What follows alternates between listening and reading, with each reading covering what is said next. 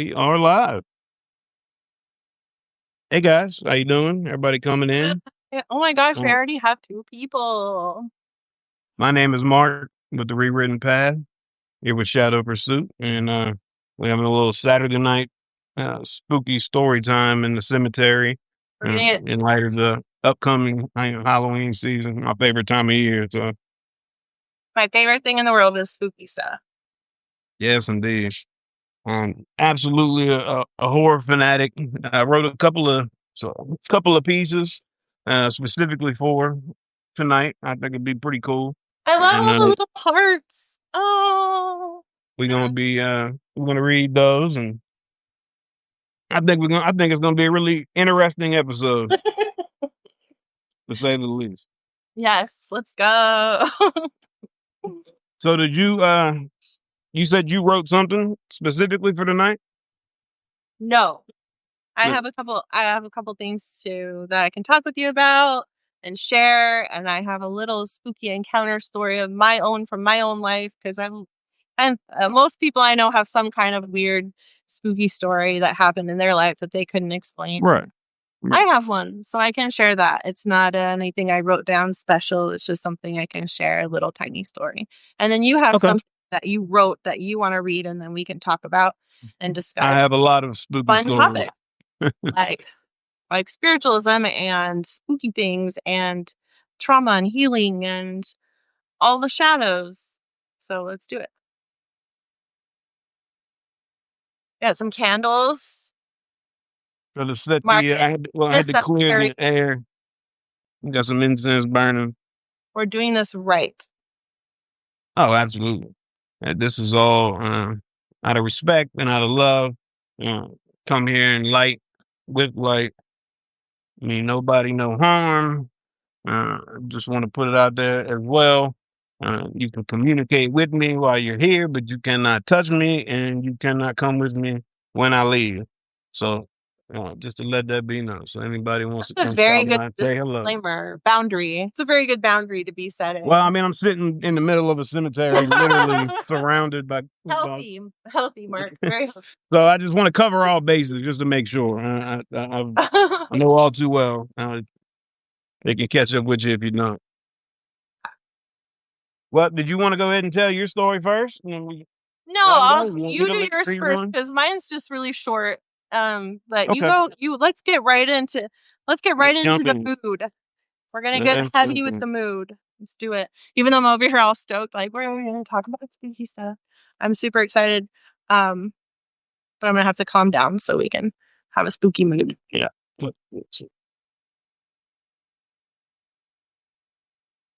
All righty. So I wrote kind of a long form story. It's personal to me. It's a lot of some of my personal experiences that I've gone through. I've died 6 times and came back. Hit by a freight train, flatlined in the ICU, overdosed 3 times, got stabbed in the back by my ex-wife. So I've been there, and I, I've crossed that line a couple of times. Had a out of body experience, and this was all during the time that I was an active ghost hunter and investigating and going, taking courses on demonology, and I know I'm sure the movie for sure, The Conjuring. Ed and Lorraine Warren. So I've been following and studying basically every case that they ever did. And Really? absolutely. So, I mean, That's Ed Warren that kind of inspired me to learn demonology. And a lot of people like they hear that and they're like, "What the hell? Oh shit!" But you got to know your enemy. You know what I mean? And that's after going through that. That's why I can sit out here all day long and not have a single ounce of fear because Mm-hmm. I know my enemy. So this is kind of a little bit of my journey, some of my story through those things. Okay. And it's okay if I ask questions. Yeah, well, absolutely. Or ask questions on behalf of the lovely people here giving us sneezy faces. What is this about? Walls. Elaborate. Right. But I can ask mean, questions that I see pop up while you're reading.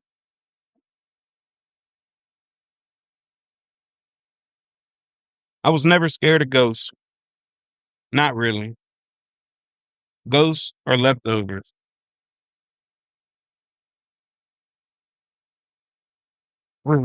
See? I'm turning you up. I just heard somebody else. Coyotes. Let me guess where I was.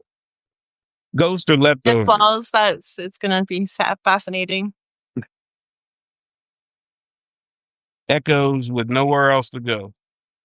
They rattle, they repeat, they beg. What scared me, what still scares me, are the things that don't beg. Demons don't plead. Demons don't care if you believe. You might not know this about me unless you've been around a while. I've died more than once. Not a bar story, not a metaphor. I mean, died. Train should have cut me in half. ODs put me in the black. Needle rot turned my blood to a bad river, and my heart just quit.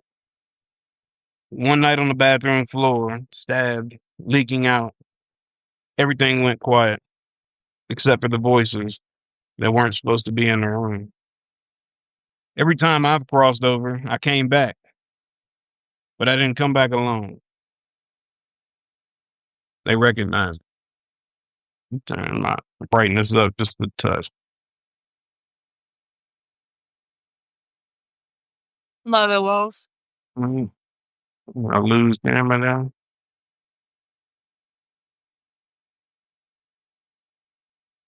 We lost you, Mark. Can you hear me? I can. Where the hell did my video go? I don't See, know. well, this is exactly what happens every How about time. you talk and I'll be like, and they'll think it's me.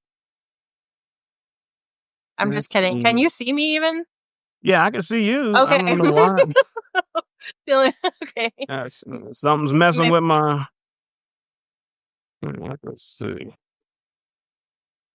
Oh, there you are. Go stole the video feed. That's right. Oh no. I'm in low power mode.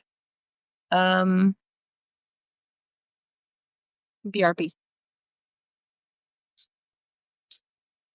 Trying to get a little better lighting out here so I can be able to read. Thought about all the other lighting, but not the reading light.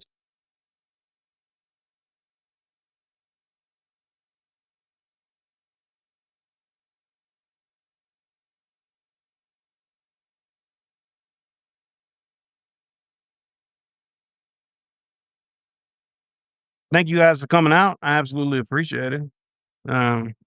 Put in the comments what your thoughts are on Ghost and the other side. Let me know. I know it's kind of a hot topic. I think everybody has at least, so even the skeptics have at least one story.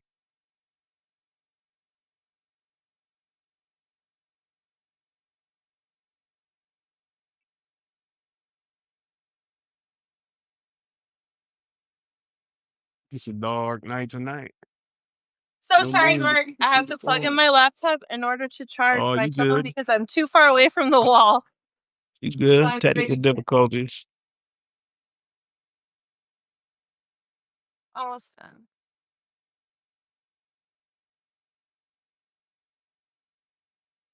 Bear with us 1 second, please.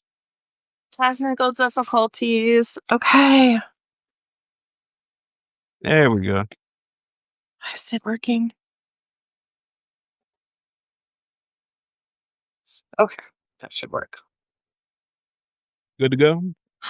Well, if guys, I did my best. It's not, let's move right along. I got a little better lighting so I can read a little bit better. It was kind of tough even in the dark here. All right. That was the first lesson I never asked to learn. When you cross that line, even for a breath, the other side puts a mark on you. It's not a scar you show off. It's a door that you carry. and doors don't always stay shut. I used to chase proof like a paycheck. Cameras, meters, recorders. I went to the Myrtles like everybody else with the flashlight and a maybe. The brochures don't tell you how the air in that place gets syrup thick, how the hallways lean towards you, how every step you take feels like you're walking through quicksand, how the wood remembers footstep patterns and repeats them when nobody's moving. I felt a hand on me, cold, slow, deliberate. 3 fingers, then a palm, then a press, like it was counting ribs. I've got it on camera. I don't delete things like that. Proof eats its way into you. It's not the kind of thing you spit back out. People said draft. People said prank. People always say something that keeps them safe. I stood there with the cameras and the cold hand and realized something I didn't want. This wasn't the first time the dead had tried to take attendance. They knew me.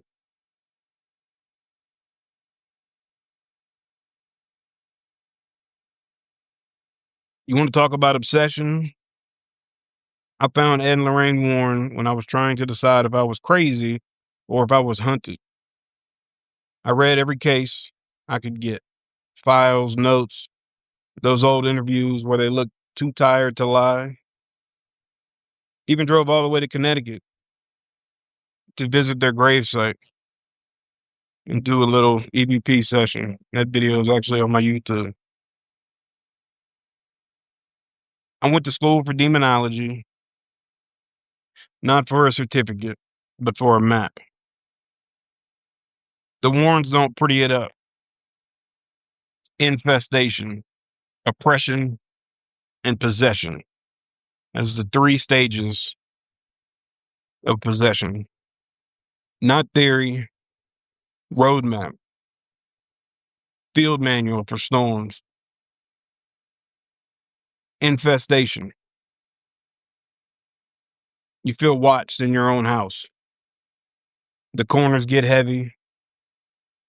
You hear your name like your mama used to say it when you were in trouble. Oppression. The house learned your schedule. Your thoughts stop feeling like yours. You get mean in ways that don't fit your face. Possession. You wake up in a room you didn't choose, speaking things you don't remember. And there's always someone there to tell you it's just stress.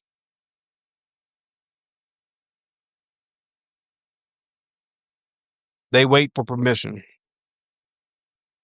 Demons don't need you to believe in them. They need you to leave something unlocked. One crack, one whisper. One night you stare a little too long into the dark and think, if something's there, just show me. Every time you call out, is anybody there? Can somebody say something? You're calling out the demons too. That's it. That's the key. You want to know your enemy? Learn how quiet you were when you opened the door. Oh, that's so good, Mark. Learn how quiet you were when you opened the door. Wall says they wait for confirmation from connection. You have to invite them in, and that's why I always tell everybody: do not fuck around with things you don't understand, Ouija boards and little things, little rituals and stuff like that. I mean, even as far as me being here with the candles and stuff, I had to do a whole thing, clear the space. If you don't know what you're doing, that's all they need. And if you ever get a knock at your door and nobody's there, do not answer that door. Good advice. Solid. I learned to listen the way you listen to a leaking pipe. You don't hear water. You hear what it does to the wall. I learned that laughter shows up right before something breaks. Not human laughter, not joy. That tight, metallic giggle that sounds like a nail tapping on the back of your tooth. I heard it in transcripts of exorcism. I heard it in rooms where the air had weight. I heard it when I was bleeding out on the bathroom floor, cheek stuck to the tile, hands slipping in my own heat. Shadow peeled itself off the wall like wet paint. Didn't run, didn't reach, just watched me. Like it was disappointed that I wasn't done yet. When I read the transcripts later, my stomach turned. Not all the screaming, not at the screaming, but at the laughter. Because I recognized it. That was the second lesson. It wasn't laughing at me. It was laughing like we'd met.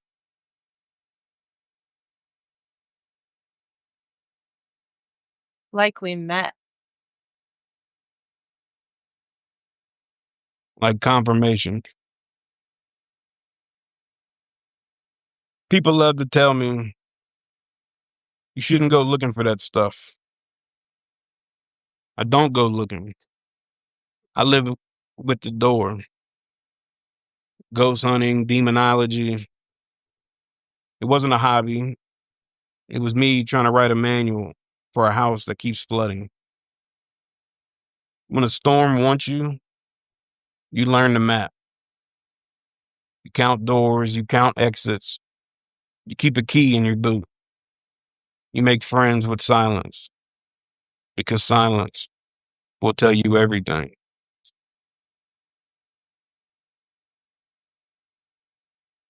You hear that?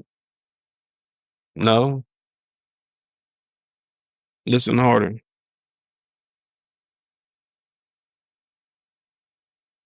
Silence is a shape. Silence has edges. If you've ever woken up at 3:03 for no good reason, you felt it. That's not a time. That's a boundary. The Warrens called it the hour of permission. They didn't print it in big letters, but it's there if you read it long enough. The boundary where your house and whatever's watching your house agree to share the room for a minute.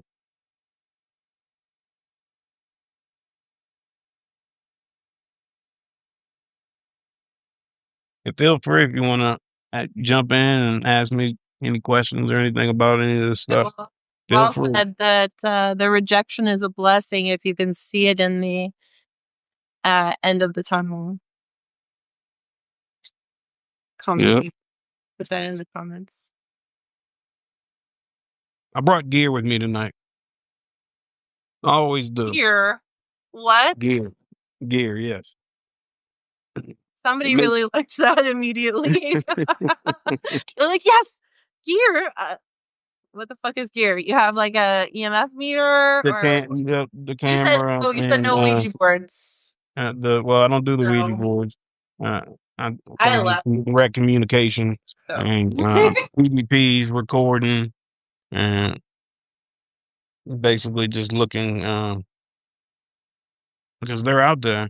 You know, it's funny because I've lived across this graveyard for a couple of years now, and more than once we've had some shadow knocks on the front door at 3:00 in the morning. Interesting. You go and you just peek through and look out there, and there's not a soul. So, how does your household react when that happens to you? When you feel like that was really spooky. We live facing a cemetery, and we get spooky knocks at the witching hour.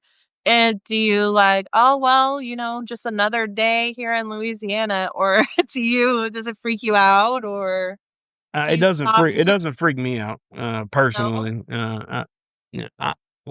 My girls are kind of numb to it. and I kind of made it that way. From a very, very young age, I taught them and taught them all about it and how to make it go away and how it can't touch you. And I'm born and raised Catholic, so I mean, I always have my cross and Saint Benedict medallions and all of that stuff. So I kind of taught them, as long as you were you wearing take daddy's rosary and go lay down and go to bed if they're upset at night. I always worked for them. So they just felt that comfort. So now they don't have a fear of the dark either. Actually, they're mad at me now because my youngest one wanted to come with me out here to come do this because she likes it just as Aw. much. I wanted to tell her thank you for lending you her phone when we did our first one. She didn't want to, but she did it Oh anyway. yeah, she don't ever want to give that phone up. For that. Yeah, she was a read because the last when we did our last one, it was that night I came out and did a little quick read because she just had to come out here with me. Aw, so precious. So I did bring some gear. I always do. I haven't done anything as of yet. I just kind of set up for this. But before I leave, I absolutely will take some recordings because I've heard a couple of voices already since I've been out here. I really want Well, to catch and that. since we've gotten a story in, we're getting out your gear, and we've talked about some of the spiritual stuff that you've experienced and believe, and I see some of the people in the chat talking about theirs, so I'll share my perspective. I'm really fascinated by anything that we can't explain, and I want to follow it through to the end. I'm a healthy skeptic, which I think makes it more fun Oh, because absolutely. I love when there's things I can't explain other than to fill in the blanks with a belief or a story. And so I've had some spooky things that I can't explain.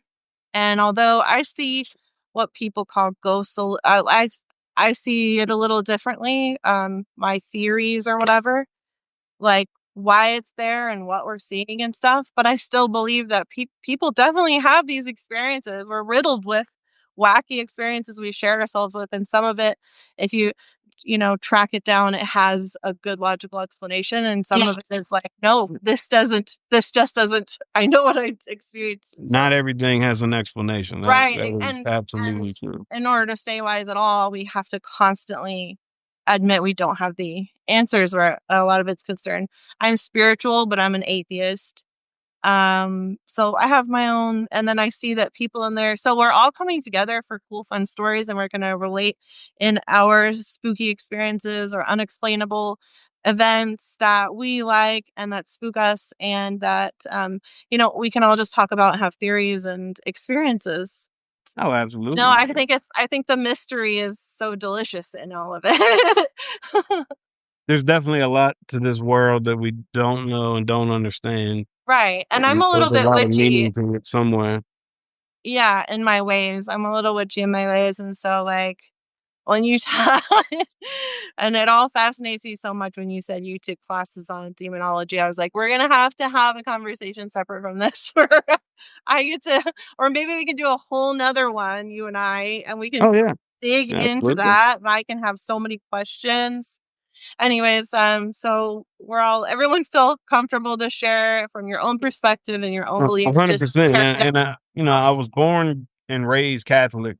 I always got my cross on, and I got multiple cross tattoos and rosaries and all of that stuff. But I wouldn't even really classify myself as religious, right, particularly because my my journey in life has taught me. I've seen with my own eyes that there is something out there, and call it what you will, the universe, God, whatever it may be. We all are looking towards something, even just a meaning, some sort of power. There's something, but with absolute certainty, there is evil in this world, and I've seen that in the eyes of someone that literally had a knife stabbed into me into the handle, a- and that's pure evil. And if we've both looked evil into is the eyes of real, people who are dead inside, and that's something to grapple with too, not just psychologically, but spiritually. What do you do with that when someone acts void of a soul? Do you know what I mean? And it's almost extra scary. it's like they had this trance on you. And it's funny because I hadn't really thought back to that particular night since I started doing Substack, and I wrote the story about when it happened. But it took writing it and then reading it a couple times to remember that after she stabbed me, she left me bleeding out on the bathroom floor for 2 hours and just standing there looking at me. So if I'm just bleeding, just in a puddle of my own blood.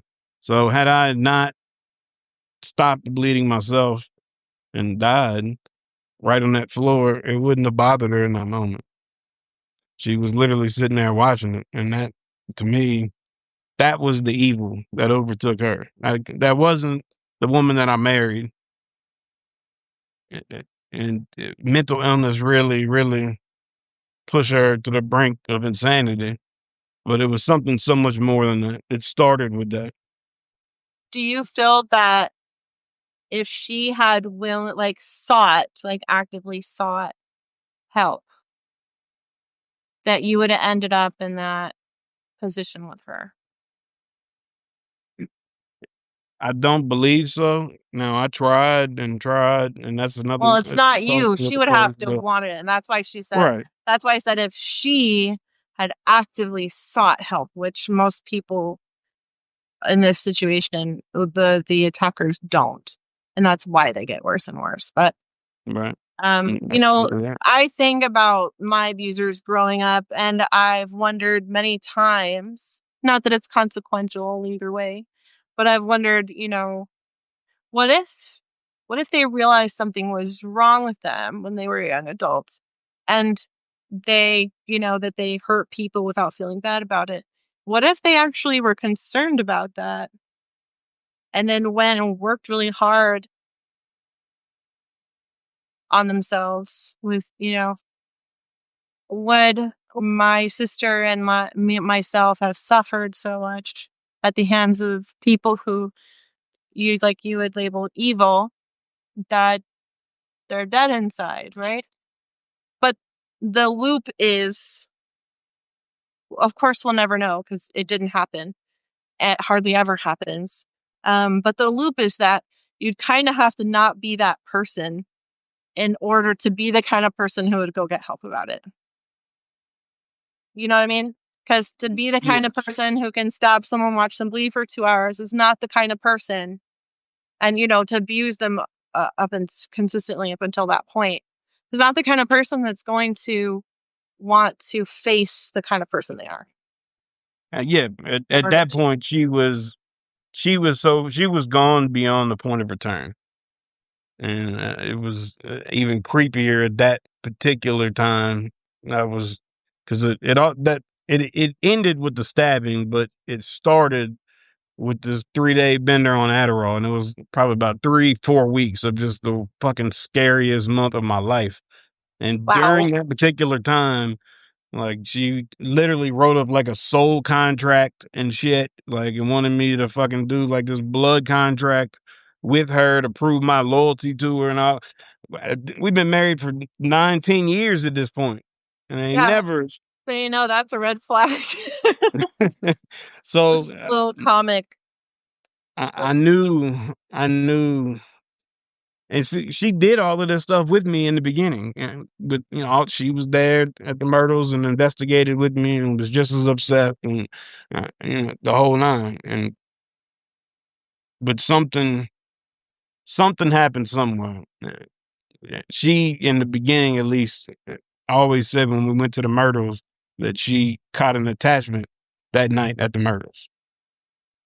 Because whenever we were there, we did a 3-day investigation, and the second night she started feeling sick, and by that next morning, on the third morning, she was running 108 fever and delusional. I had to rush her to the emergency room, and it wound up being like this bladder infection that she never knew that spread to her kidneys and almost killed her. That'll do it. And the night before, we had caught a voice on the recorder that said, I think it was hurt wife or something like hurt wife, basically. So she took that, and then along with this almost dying randomly. So we never went back to the Myrtles, and we started having a lot of experiences in the house after that, and to the point to where I had to basically do an exorcism of the house, and then things were fine for a while until uh, something else triggered. She had to be letting it back in some sort of way, and it's you call it what you want. A lot of people may or may not believe it. I don't give a fuck if you believe it because I lived It it. You doesn't know what I mean? matter, right? It doesn't matter because it's not their Like experience. You had this I experience. lived it. I seen it. I stared Yeah, you doesn't matter dead what. in the fucking face and said, "Fuck you. You're not gonna take me. You can't do this shit to me. You can't hurt me. I'm a Welcome, protected Chester. man, one way or another." Wow, that's heavy. That's heavy. So you think that her mental health state, this tumultuous, imbalanced, constant, like abuser state that she was in, made her susceptible spiritually to Yes, be attacked and invaded. Is what yes, and that's that's exactly what interesting demons perspective. feed on. That's exactly what feeds on.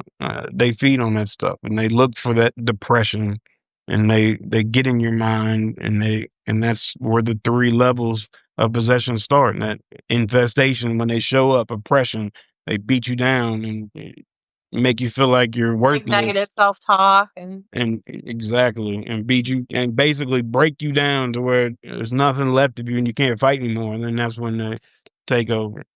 So when it comes to that religious topic, whether, like I said, whether it's Buddha, God, the universe, whatever it may be, whether you're Christian or non-Christian or Muslim, Jewish, whatever, I don't particularly know what the correct one may be, but I do know in every single one of those, the devil is real and demons are real because I've looked them dead square in the eye. yeah. And as a person who doesn't have a deity, I also acknowledge in my spiritual beliefs that there are bad things that I can't put a label to, and there's different kinds of them, and stuff like that. Like, Have you always been atheist, or you turned no, atheist? no, I grew a lot as a person, and I lost a lot of friends to the other side, and I had some personal experiences, and it really made me evaluate why I believed the things I'd been believing, and why I wasn't really getting like I was feeling really disconnected, and it was just because it was what other people told me to believe. I really needed to look at what do I believe and why? What has been true for me? Um and for me, I try to keep it simple and acknowledge objective truth, and then not have answers for a lot of my experiences and other people's experiences. When we have things in common, we can share things. If you go to someone else's culture and they have religious beliefs, they experience supernatural things that fit within their beliefs as well. We all Right. have these experiences. Most people I know have had some kind of wacky, spooky, or unexplainable experience, but there are Absolutely. wildly different varieties. And so it's really cool to learn what each other have gone through and how they see that and how they handled it. One Most of the most podcasts. atheists I know or have met or became that way or chose to be atheists because they were raised heavily religious, basically kind of Um, in church I've met 5 7 days a week, all day, every day. No, no, no. I did spend a large portion of my childhood in an oppressive home, but the Christianity there was on their part was fake.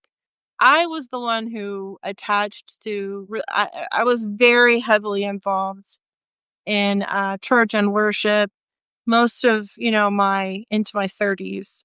Losing friends and also having the spiritual experiences I experienced. I I am of the firm belief that I can't say anyone has any answers. And so when someone comes to me and goes, "I know what it is, and I can't Right. prove it with science," I have the answer. I saw this spooky thing and this happened to me. I'm going to explain exactly what it was. I'm going to say, "Okay, you saw this spooky thing and it happened to you," but I'm not going to pretend to know what it was. Right. I'm Because going to you go, didn't "Well, to me, experience it. from the concepts I've learned over my lifetime, that would make sense to me if it was this, right? But I'm not going to say it was this. Right. So my beliefs changed. I'm happier here. And most of the people, I have friends that I've grown up with alongside, my besties. We've been besties since we were 15, and our spiritual beliefs have grown and changed over time and are different than each other. And even my kids have grown and changed over time, and we like to talk about our differences and um, beliefs and stuff. And so I'm really happy to be here with you and have all these perspectives. And I love a good spooky story, and I can Right. Be totally. able to have that I have lived in real a house where, conversation. yeah, I have lived in a house where there was severe abuse happening, and one of the children in the home would tell me that every time they were, the nights they were abused, they would see something that they perceived to be a demon beforehand. So In the not room? like you had abuse and it made you hallucinate to cope. In the room or before it happened? So I'm not going to refer to the gender of the person or Right. I don't want to do that. But I lived in the home and I experienced the abuse too. There was abuse they were experiencing that I didn't know about specifically. And when they saw this creature, that abuse would always happen afterwards. And they described it as like a black void blobbish a shapeless being with glowing eyes, and it was almost like if you were to not project it against the wall, like with my experience, like it had substance, but it always moved along a wall, it along a floor, Right. along a wall. It did not float or anything, but it Did you would have an experience with the it was same? free. It would scamper around. Did you And have an experience with the same thing? I did not have an experience with him. And I was deeply religious at that time, but this was a creature that only showed itself to her when she was going to have this special kind of abuse that I didn't have. Mm. So I found that to be very interesting. And she perceived, and she's actually an atheist, but she was never religious the way I was. But she perceived it to be a demon. She's like, and I can't say what kind of demon is this, and from what realm of whatever, and how did it get here, and how does it know, and why is it here, and is it causing this abuse, and is it possessing this person? I'm about to say, have you ever considered But that was it a would big make part of? logical sense to our brains to fill in some of those blanks. You know what I mean? So I Right. just found that to be, it's really horrific.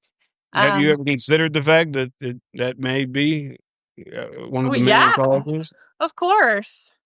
Because I can't say it can't happen. Who am I to say? This is a mystical place. You think about it. There's a 1 in bajillion. We can't even comprehend the number of how, with a small percentage, there is a chance of our planet not only having life, but developing to this point and having us here today to do these wacky things. This is a wacky, mystical place where we're flying through space. We're just hurling through space, and somehow we're here with houses and cameras and cats and having so for somebody to say there's nothing to anything and there's nothing we don't know, to me is just total bullshit. We don't know most things when it comes to, we can only know what we can see and prove. And Well, isn't that the we definition learn of more being? as time goes on, but we're still, you look around us, we're still ruled by the stupid. So Isn't that kind of the definition of being atheist, though? Is believing what? in nothing? I Isn't that don't kind of? believe, Is to that me, more like the specifically just don't believe in a God, or yeah, to me, you believe in nothing, I like no believe that afterlife? anything spiritual is possible. And if you talk to a lot of quantum physicists and etc., that they'll even tell you these days that a lot of them believe that dimensions are totally not possible but plausible. So, there's all kinds of things like that. But I just don't believe in a deity. I think it's, to me, a lot of spiritual concepts are not silly. There's 3,000 plus gods on earth because people invented them. So, You want to know who I but I think God really is? wholeheartedly believed in one for a large portion of my life, but I could be totally wrong too. You want to know who I think I God can't is? say I have the answer, and like nobody's correct. Maybe somebody is. I have no idea. But to me, to tell myself that there is a deity, no, I'm not. I wouldn't be happy with that. You want to But know what I think God is? what do you think God is? You, Oh, me, well, all of us. like I Buddhism. don't. I've come to, and this is in my older age and gaining a lot of wisdom and really studying a lot into quantum physics too. Really taking on that rabbit hole. But I think the universe is we're all energy and frequencies and sound, and we're all connected, which makes us God. And even if you go and look in the scripture, it talks about God within, because we are God. We are all God, and we can Do control you our feel destiny. that? And I don't study theology. I only ever studied one like organized religion. But do you feel that if we were to look in the text to most religions, we would see that similarity, that they would all have that in common? The theme of God within us being a part of God, Mm, us being made in the image of God. I, Not necessarily. I a lot of scriptures, even stuff that's specifically kept out of the Bible, like the Book of Enoch and things like that. Uh, to me, were all wrote by man, and I don't trust people's versions of shit. I got to see it for myself. My Exactly. But you my want to hear them because belief it's system has actually been built upon what I seen personally and what I went through, not just based on what I read. right. Right, exactly.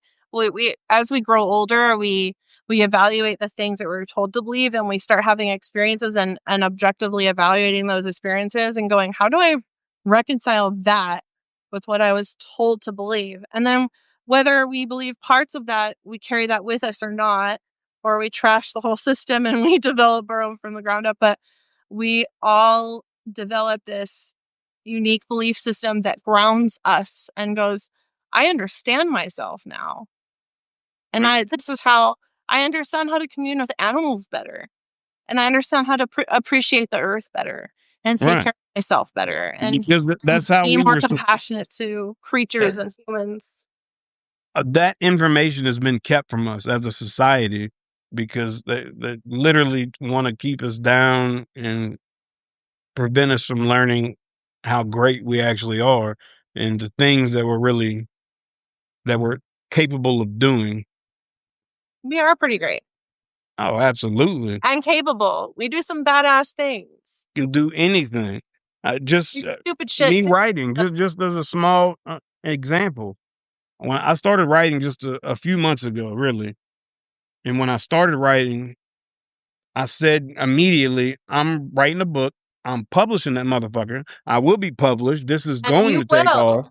off. It's going to explode. It's going to go viral. And when I spoke about it every single time, it was as it's already happened. I literally manifested it. And now I got like 12 different publishers making me an offer. And I, I made it happen. Crazy. And Congratulations. anybody, I'm so excited thank for you. you, thank you. But anybody could do that. Yeah, you literally. I'll be there in a And few years. I learned, and it's funny because I learned that this quote in jail, but speaking things into existence. And I Ah, never really thought about that. And that's something I had to think over a lot over the years of what that really means, and speaking things into existence. And it could go both ways. You speak negatively, you open up those doorways. But if you speak positively, there's actually a book that's wrote. It's an old book wrote back in like the 20s. I don't know if it was J.P. Morgan or Rockefeller, one of the richest men on the planet at that time, one of the big oil guys. He wrote a book, How to Become a Millionaire, and the entire book is literally him. He's like, I'm telling you, my secret is I well, manifested this shit. You're talking I about made it happen. Joe, the guy who wrote Chicken Soup for the Soul. He joined The Secret. That's what that was him. You talking about that guy? No. Ah, okay. He was on the video that she did, and I had gone to like a training of him where he taught that. So I thought that's who you're talking about. Proceed. Sorry about that. And now you've disappeared. Did I scare you away with my? No worries. Can you still see me? Are you looking up his name? Yeah. I knew it. Yes. Because it's gonna drive me. I'm not gonna be able to stop. Cantrell. No, Jack. It's a C word, right? Jack. Joe.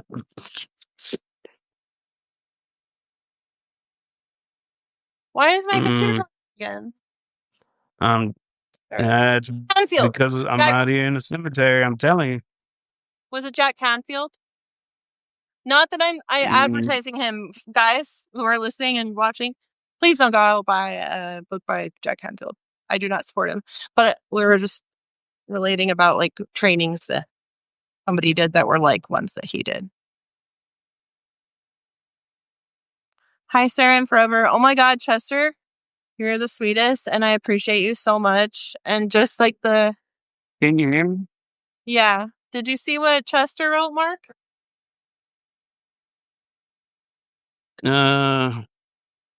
He said that he loved my post today, and he said you and I are such amazing writers, and he is glad to have found us both in here. I'm glad to find you too, Chester. Well, thank you. I really absolutely appreciate it. I appreciate you. That's so sweet. I love each and every one of my subscribers. Really heavy like it really. Today. Every time somebody comments and even just takes the minute to stop and read anything I wrote, it still blows my mind. Like it I know, right? I couldn't be more. It's been so exciting, nerve-wracking, but exciting as well. Finally finishing things and being vulnerable and putting my stuff out there and doing the uncomfortable shit. We can't grow without doing the uncomfortable shit. We can't grow without doing the uncomfortable shit. Yes. I'm on a journey of being uncomfortable. And sometimes I get huge burnout, and I'm not a hyperactive person. I'm like, you can see me not standing still because I have ADHD and, I'm in front of people. I don't know, but it gets hard sometimes, you guys. It does. There with me. And that's why I'm so happy to have found Substack, because it's such an amazing support community. It's like everybody comes and it's just so positive and everybody's so uplifting. Mm-hmm. That's so true. And the few times you get some toxic person, you can just block them. Block. I'm sorry, but I wrote for you today. Block. Yeah, I had to block 2 people already myself. Yeah, but it's all fucking porn scam related. Like, come on, man. Really? That shit is everywhere. Why the hell is it on Substack? I was all over her. I did not like her. I was like, that is not what this is for. Block. You don't go to someone else's private Substack and advertise your porn shit. Don't do that. Just you guys know. Don't do that. Take a 5-second interlude. I gotta get a charger. Okay. Sorry. You guys want to talk about anything? I'm so unprofessional when it comes to this. What's your favorite horror movie? What's your favorite classic horror movie? My favorite horror movie of all time? My favorite classic horror movie is The Thing. I am a total nerd for really excellent practical effects and psychological horror, and and Kurt Russell. Can't go wrong. I would have to say movie. A cross between the Amityville Horror, the original Amityville, and the original Conjuring movie. The original, it used to be The Exorcism. Stories. So you like the ones that are like based on a true story? Loosely, yeah, absolutely. But The Conjuring was supposed to be closer, right? I don't know. You can't quote me on that, but I thought that one was supposed to be Close up Or being was it true? Amityville? Amityville, okay, I started watching horror movies when I was very young, and no one could stop me. It was, you know, the 80s and 90s, and there were just reruns. So I watched so much horror, and there was a lot of cool, like practical effects going on. People they would throw together the lowest budget. Like, have you guys ever seen Hellraiser 1? Like, this guy had Oh, zero yes, budget. indeed. Oh, I He love had all them other nothing. movies. He made all of that shit. The acting What was about pretty Army of terrible, Darkness? You ever and seen the Army of Darkness? lines were pretty terrible, but those monsters were fucking badass. You ever And seen he Army threw of that Darkness? together. Like, that's really cool. Dead by Dawn series. That guy with the chainsaw hand and shit, Evil Dead. Evil Dead. Oh my gosh, yeah. Yeah, the Evil Dead series. Did you The watch original Evil Dead. in Louisiana, I'm sure there's haunted, Everything. theme parks. So here we have several theme parks that, like Knott's Berry Farm, Universal Studios, and Six Flags, and they will close early from the day crowd, and then the whole park is converted into like a haunted area, and there's monsters everywhere and fog, Oh and there's yeah, all these yeah. They do that at things. Disney World and shit too. Do you guys have that? I don't- Not here, no. Well, I mean, No. everything is haunted here. It's already haunted. We don't have to pretend. Yeah, Just literally everything is go for a haunted. fucking walk at night. Put a little fog machine. You're like, Locally, ooh, I want I to get would. extra spooky tonight. I'll sit outside with a fog machine. Well, we do have the 13th gate. So the 13th gate is it's like the second best or second highest rated haunted house in the country. It was first for the longest time. But Wow. yeah, that's pretty cool. It's scary as fuck. Every Oh, time I go in there, I start running. But then I really had to stop going because I can't take the jump scares because it's just you know, yeah, those are like prison all. flashbacks. You know what I'm saying? Like I don't. It's just that reflex. Yeah, yeah. The haunted houses largely rely on jump scares, which can be fun, but I like it when it's spooky too, like when they come up behind you and stuff. Yeah, they I built like a whole the New Orleans sized themed cemetery with the you can walk through all of that, and they got the escape rooms and all of that shit, which is pretty cool. escape rooms. Ah, I love And you're escape in rooms. there with like Freddy Krueger and shit, like in a dream world, like trying to run from Freddy. Like it's intense, like, and it's like a movie set. Did you know there's a campground you can go to that's Crystal Lake themed? And Oh yeah, yeah, yes, and you'll like yeah. wait for You the can stay in phone the cabins and shit. with a chainsaw outside your tent, and you can like choose if you want to be haunted at night or not. That's good. But You just that's insane. reminded I me think a that's side thought. a little The too coolest far. job, the coolest job I ever had when I was 19 years old. I was hired to play Texas Chainsaw Massacre dude with the chainsaw at the corn maze for Halloween. And I spent like an entire month with running around with a fucking chainsaw and a mask on with no chain on it, obviously, and chasing people through the cornfield and shit. That was the most fun I think I've ever had in my life. Hmm.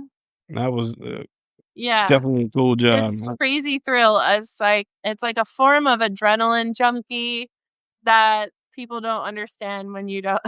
That's You why like that's don't why seem I used like to do the adrenaline. investigations. That's Yeah, exactly why well, I used to do ghost hunting. It is an adrenaline rush. yeah. It can be exciting.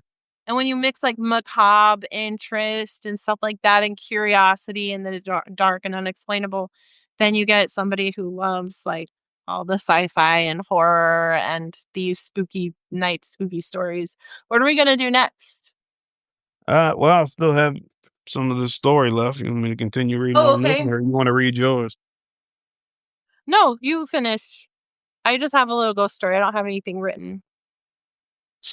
Let's see. I brought my gear with me. There you go. But I'm gonna tell you the truth that nobody whispers in a podcast. The worst things don't need batteries. They need you. They need you to play along. They need you to watch.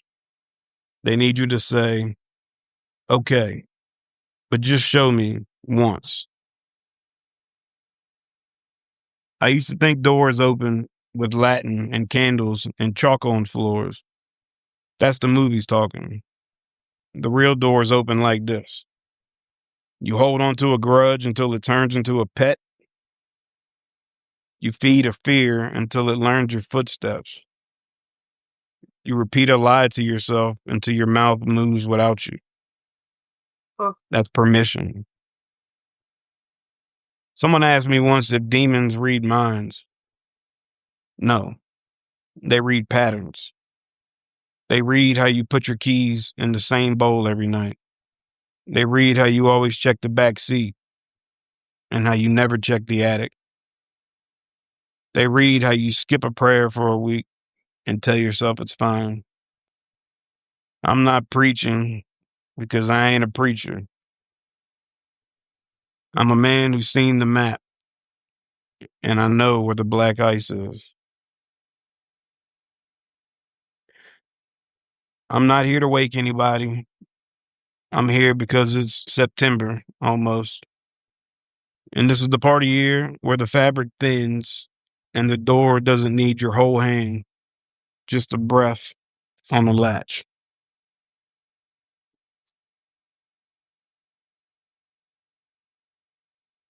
That was really good. You ever notice how cemeteries feel different at midnight than at noon? It's not just the dark. Daytime, this is memory. Nighttime, this is airport security. Everything gets scanned.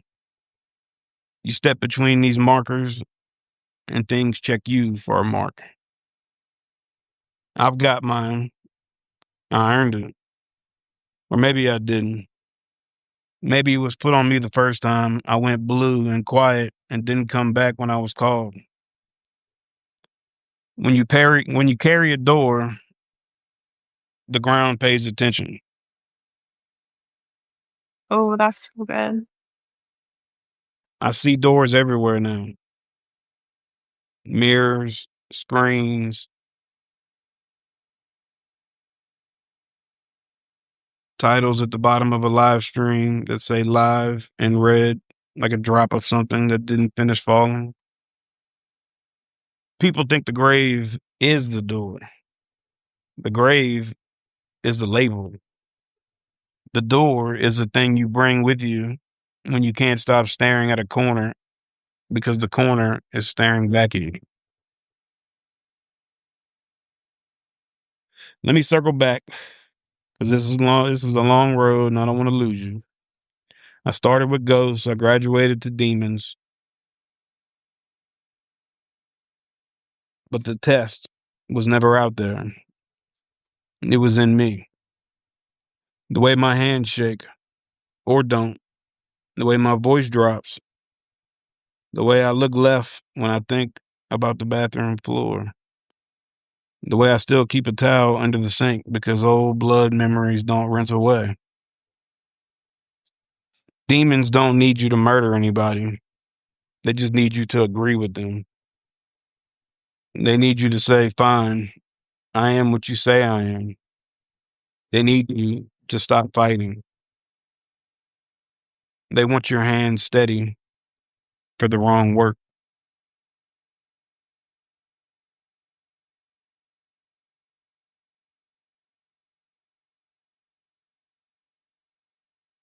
The Warren said something that sounded silly the first time I read it and ruined me the second time. They got all the time in the world, but you don't. That's the whole play. They wait, you hurry. They collect, you forget. They don't need you tonight. They just need you soon. Oof. I've sat with families in houses that didn't feel like houses anymore. Windows wouldn't show you the right road. Light bulbs exploded from the inside out. The dog slept in the bathtub like it was the last boat of a sinking ship. It always starts small: missing keys, bad dreams, sleep paralysis that feels like a man sitting on your chest wearing your father's shoes. Then the laughter. Then the kitchen chair moving 3 inches when you blink, with the kind of confidence a chair shouldn't have. People ask me, well, what do we do? They want a recipe. They want me to say, burn this, say that, buy this oil from this website with too many skulls on it. Here's what I tell them, and you're not going to like it. Stop agreeing. Stop agreeing with the voice that calls you by your worst name. Stop repeating the script that you didn't write. Stop staring into the mirror like it owes you a better face.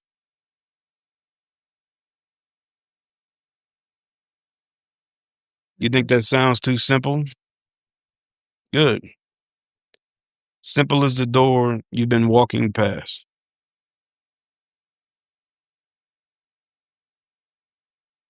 Now, because we're out here, and because it's me, and because I didn't come here to waste your time, I'm going to talk about the night that I almost didn't come back. Bathroom tile, knife wound, hand slipping. I remember thinking how quiet it was. Not the kind of quiet that comforts, the kind of quiet that takes notes. I remember a voice that didn't sound like mine asking if it would be easier to stop moving.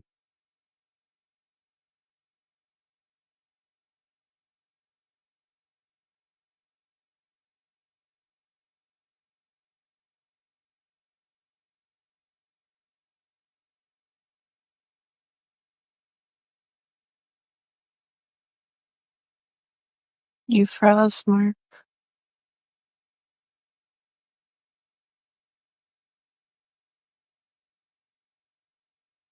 Where did Mark go? Do you guys see Mark? Or did he just go away for me?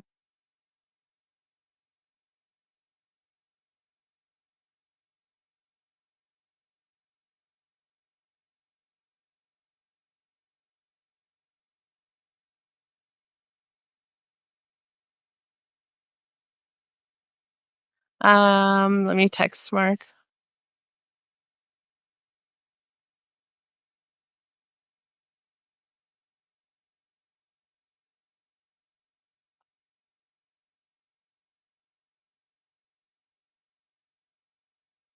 Okay. I don't know. Okay. So Mark, I just texted him that we lost him. While he is away, I guess I can tell my little ghost story. And if he's not back by the end of that, well then I don't know. But I had one of those fun experiences. I had a few cute experiences, but this one is probably the best little story to tell because it's actually fits into a total ghost story trope. Like I said earlier, I'm an atheist, but I do believe there's a lot of things that we can't explain, and this is a crazy, wacky, mystical rock hurling through space. So I love knowing that there's things that we don't have the answer to, and I do acknowledge that these experiences are real, and they happen to people. It happened to me. So here I go. When I was a teenager, I moved out of my parents' home when I was 16 and began renting a room from friends' families. So at this point, I was 16 and I was renting a half of a bedroom from my friend. We had a twin bed on each side of the bed. And then we had this big, like a bay window, this big, like, arches out and has a little bench where you can read. So we kind of shared that space. And I would take a bus to school and I would walk to work. And that's how I got around. I had gone out to all you can eat, like Chinese food or something that was bad. And I woke up in the middle of the night so sick. And I threw up in the toilet and I cleaned up everything as best I could, but the toilet wouldn't flush. So I was like, fuck, it's literally the middle of the night. I don't even think her dad likes me. I'm not supposed to wake him up, but I can't just leave this like this. Like, I just can't. So I decide to go knock on his door and apologize, but tell him that I threw up and I can't flush the toilet and I don't know what to do. So must have been about 2 a.m. And we're in like a double wide mobile home. So all the bedrooms are on one side, then you walk through the open kitchen/living area, then the master bedrooms on the other side of this big white solid wall. So I'm walking in the dark. I walk through the little kitchen area facing this big solid white wall with his door right in the center of that wall. And from where you can sit at the kitchen benches to eat at the counter or whatever, you just look and you see that big wall with the door in the center of it. And it's just white. There's no pictures. There's no anything on the wall. And this was a very low-income household. They did not have video games. They did not have cable TV. They did not have gadgets. Nothing fancy existed in this household. It was minimal. I helped the family buy groceries. So remember that when I tell you that. I walked up to his door and I didn't turn any lights on in the house. I knocked on it. He came to the door. He was really gruff and I told him what happened and he said, "Give me a minute." So I said, "Okay." So I walked back to the kitchen, tall stools, and I sat at the counter and I just was like this and I just faced the wall waiting for him. And a couple of whole minutes went by and I was just like, oh. And then all of a sudden I saw what looked like if you project something on the wall, but it feels material. Like it has texture, but it's also just looks like light projected on the wall. So it started on his door, like beside his door, not all the way on it, but beside it. And it slid onto the door in the dark, this outline of an old lady, just like the hips up, nothing down there, went from the wall to his door. And then, so I stand up and I remember being like, I'm going crazy and looking around and looking back and it's still there. And I'm like, what's happening? And it started getting bigger, almost like it was coming towards me. I couldn't figure out if it was coming towards me or if it was just getting bigger. And then he opened the door and it went away. And I'm standing there like, and he goes, "What's the face?" And I said, it just looked like I saw an old lady on the wall. And he said, "Oh, that's the old lady that used to live here. Just don't fuck with her curtains." I had to go to bed with that because the very day before that, we had made new curtains for the bedroom I lived in with sunflowers all over them. We took down the old curtains, we put up the new curtains, and then I get food poisoning and I have to wake him up in the middle of the night and I see this crazy thing that looks like a ghost of an old lady, not knowing any context. And then the guy's answer to me having seen that is, don't fuck with her curtains. So that's my little ghost story. And I can see why they would think she was haunting them and they would see her whenever they changed the curtains in the house, which is very silly. I guess I'll wrap it up. I don't see Mark calling back. Let me just check really quick to see. No. I'll see if we can restart, if I can get with him. Maybe he lost service because he was in the cemetery and that. So thank you for joining us, everyone. I appreciate you. Please come on my or Mark's subs chats. Post a cute little ghost story, maybe a poem, maybe something spooky. I would love to read and restack, and I'm sure he would too. Just, don't share paid posts, but anything free, please feel welcome to share. I love this community and getting to know you all, and I've really enjoyed sharing these spooky things and spiritual, varied spiritual beliefs on here. Appreciate you.